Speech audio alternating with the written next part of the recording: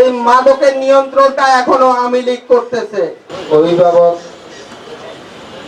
তেজগাঁও মাটি ও মানুষের নেতা, সাবেক সফল কমিশনার, ঢাকা মহানগর উত্তর বিএনপির 1 নম্বর সদস্য, সাবেক 1 নম্বর যুগ্ম আহ্বায়ক এবং তেজগাঁও জোনের টিম লিডার জনাব আনোয়ারুজ্জামান আনোয়ার ভাই।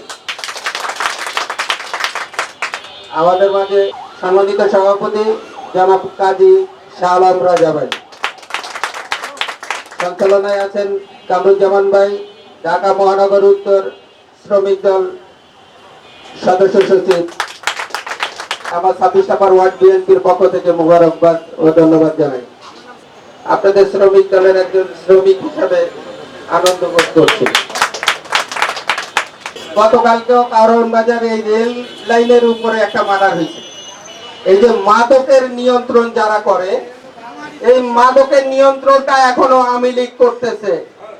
এবং এই আওয়ামী লীগ যারা এই মাদকটা নিয়ন্ত্রণ করে তারা কারা কারা এদেরকে আশ্রয় প্রশ্রয় দিচ্ছে, এটা আমাদেরকে জানতে হবে এবং এদের বিরুদ্ধে ব্যবস্থা নিতে হবে।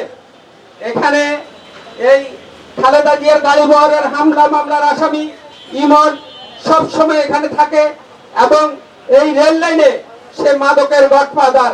এই রতন, তারপরে ইমন, আরো অনেকেই এটার সাথে জড়িত আছে। এদেরকে খুঁজে বের করে আইনগত ব্যবস্থা নিতে হবে। সিনিয়র লিডাররা এখানে উপস্থিত আছেন। আপনারা এই মাদকের বিরুদ্ধে এখানে সন্ত্রাসী চাঁদাবাজির যে পরিস্থিতি সৃষ্টি হয়েছে, এখানে সবকিছু করতেছে এখনো আওয়ামী লীগ, সেই আওয়ামী লীগের দোসররা। এখানে আমাদের কেউ যদি এটার পিছনে থাকে, আশ্রয় প্রশ্রয় দেন, তাহলে তাদের বিরুদ্ধে ব্যবস্থা নিতে হবে।